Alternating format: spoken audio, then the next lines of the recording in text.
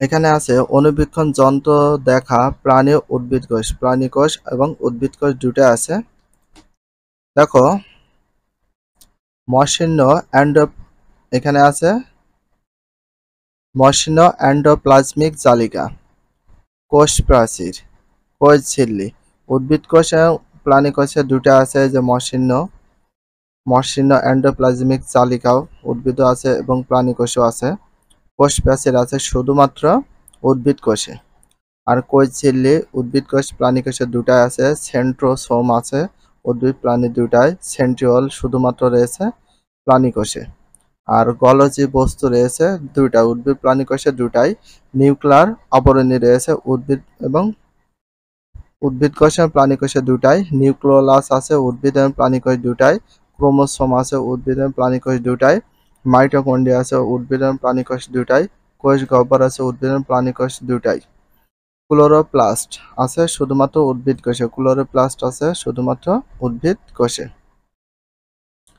এখানে দেখো অমসৃণ এন্ডোপ্লাজমিক জালিকা। অমসৃণ এন্ডোপ্লাজমিক জালিকা রয়েছে কিসে? উদ্ভিদ কোষও আছে এবং প্রাণী কোষও আছে। তাহলে অণুবীক্ষণ যন্ত্র দেখা প্রাণী কোষ এবং উদ্ভিদ কোষ দেখলে এটা সম্পূর্ণ অণুবীক্ষণ যন্ত্রের মাধ্যমে দেখে সেই পিকচারটা তোলা।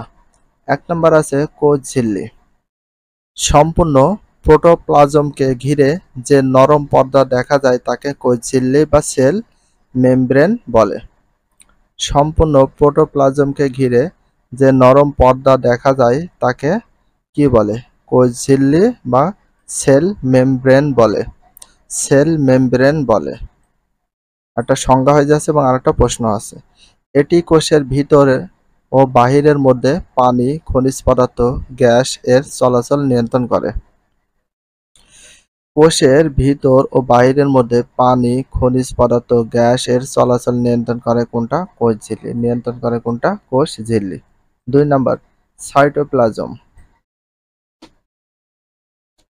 প্রোটোপ্লাজম থেকে নিউক্লিয়াসকে বাদ দিলে যে অর্ধতরল অংশটি থাকে তাকে সাইটোপ্লাজম বলে। এখানে একটা সংজ্ঞা আছে এবং তার সাথে আরেকটা প্রশ্ন হয়ে যাচ্ছে।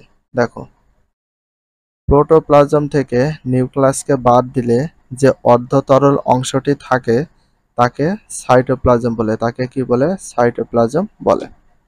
এর প্রধান কাজ কোষে ক্ষুদ্র ক্ষুদ্র অঙ্গাণুগুলোকে ধারণ করা। তাহলে সাইটোপ্লাজমের প্রধান কাজ কি? ক্ষুদ্র ক্ষুদ্র অঙ্গগুলোকে কোষের যে ক্ষুদ্র ক্ষুদ্র অঙ্গাণুগুলোকে ধারণ করা বা ধরে রাখা। কিছু শরীরবৃত্তীয় কাজ এখানে সম্পূর্ণ হয়, যেমন সালোক সংশ্লেষণ। কিছু শরীরবৃত্তীয় কাজ এখানে সম্পূর্ণ হয় সালোক সংশ্লেষণ। তাহলে সালোক সংশ্লেষণ হয় কোথায়? সাইটোপ্লাজমে। সাইটোপ্লাজম দেখা যায় এমন কয়েকটি ক্ষুদ্র অঙ্গের পরিচিতি নিম্নে দেওয়া হলো। 1 নম্বর দেখো প্লাস্টিড। কি আছে? প্লাস্টিড। এগুলোকে বর্ণধারও বলে।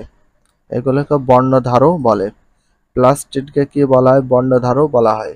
তাহলে প্লাস্টিডকে কি বলা হয়? বর্ণধারও বলা হয়। সাধারণত প্রাণী কোষে প্লাস্টিড থাকে না। সাধারণত কোন কোষে প্লাস্টিড থাকে না? প্রাণী কোষে। সাধারণত কোন কোষে প্লাস্টিড থাকে না? প্রাণী কোষে। প্লাস্টিড উদ্ভিদ কোষের প্রধান বৈশিষ্ট্য। তাহলে উদ্ভিদ কোষের প্রধান বৈশিষ্ট্য কি? প্লাস্টিড। তাহলে উদ্ভিদ কোষের প্রধান বৈশিষ্ট্য কি? প্লাস্টিড। উদ্ভিদ কোষের প্রধান বৈশিষ্ট্য কি? প্লাস্টিড। পাতা, ফুল বা ফলের যে বিচিত্র রং আমরা দেখি তা সবই এই প্লাস্টিডের কারণে। পাতা দেখি, ফুল বা ফলে যে বিচিত্র রং আমরা দেখি তা সবই প্লাস্টিডের কারণে। কিসের কারণে? প্লাস্টিডের কারণে। ভেরি ভেরি ইম্পর্টেন্ট, এগুলো আন্ডারলাইন করে রাখবা। সবুজ প্লাস্টিড প্রধানত খাদ্য তৈরিতে সাহায্য করে।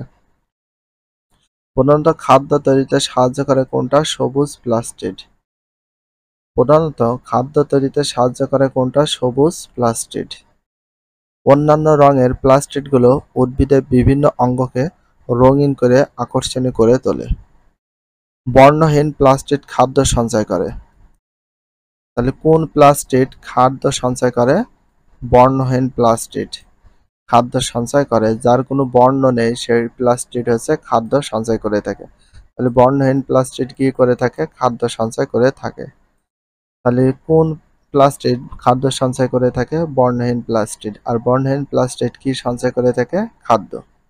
কাজ, মাটি দিয়ে কোষের একটি মডেল বানাও যাতে কোষ প্যাসিস, কোষ ঝিল্লি, প্লাস্টিড নিউক্লিয়াস থাকবে।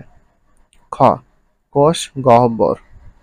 পেঁয়াজের কোষ পরীক্ষা করে দেখো, দেখবে যে কোষের মধ্যে বৃহত্তর একটি ফাঁকা জায়গা রয়েছে, এটাকে কোষ গহ্বর বলে। যে কোষের মধ্যে বৃহত্তর একটি ফাঁকা জায়গা রয়েছে তাকে কি বলা হয়? কোষ গহ্বর বলে। একটা সংজ্ঞা হচ্ছে কোষ গহ্বর এবং আরেকটা প্রশ্ন, যে কোষের মধ্যে বৃহত্তর একটি ফাঁকা জায়গা রয়েছে সেটাকে কি বলে? কোষ গহ্বর। নতুন কোষের গহ্বর ক্ষুদ্র বা অনুপস্থিত থাকতে পারে, কিন্তু একটি পরিণত উদ্ভিদ কোষে এই গহ্বরটি বেশ বড়। উদ্ভিদ কোষে অবশ্যই গহ্বর থাকবে। একটি প্রাণী কোষে সাধারণত কোষ গহ্বর থাকে না, তবে যদি থাকে তাহলে সেটি হবে ছোট। কোষ গহ্বর যে রস থাকে তাকে কোষ রস বলে। দেখো, কোষ গহ্বরে যে রস থাকে তাকে কি বলে? কোষ রস বলে। তাহলে কোষ রস কাকে বলে? কোষ গহ্বরে যে রস থাকে তাকে কি বলে? কোষ রস বলে। কোষ রস বলে। কোষ গহ্বর উদ্ভিদ কোষের একটি গুরুত্বপূর্ণ বৈশিষ্ট্য। উদ্ভিদ কোষের একটি গুরুত্বপূর্ণ বৈশিষ্ট্য কোনটা? কোষ গহ্বর। কোষ গহ্বর। উদ্ভিদ কোষের একটি গুরুত্বপূর্ণ বৈশিষ্ট্য কোনটা? কোষ গহ্বর। কোষ গহ্বর কোষ রসের আধার হিসাবে কাজ করে। তাহলে কোষ রসের আধার হিসাবে কাজ করে কোনটা? কোষ গহ্বর। কোষ রসের আধার হিসাবে কাজ করে কোনটা? কোষ গহ্বর। কোষ গহ্বর। ইহা ছাড়া কোষের উপর কোনো চাপ এলে তা নিয়ন্ত্রণ করে। ইহা ছাড়া কোষের উপর কোনো যদি চাপ আসে সেটা নিয়ন্ত্রণও করে। ভিডিওটি এখানে শেষ করছি। যদি ভিডিওটি ভালো লাগে চ্যানেলে সাবস্ক্রাইব করতে হলে ফলো করে দিও, তার সাথে একটা লাইক এবং একটা কমেন্ট করে দিও। নেক্সট ভিডিও পাওয়ার জন্য অবশ্যই বেল আইকনটা অল করে রাখো, যাতে নিউ ভিডিও আপলোডের সাথে সাথে সর্বপ্রথম তোমাদের কাছে নোটিফিকেশনটা পৌঁছে যায়। If you love this video please subscribe my channel, like, comment, share, hit the bell icon for getting next video. So everyone take care, love you, আল্লাহ হাফেজ, বাই বাই।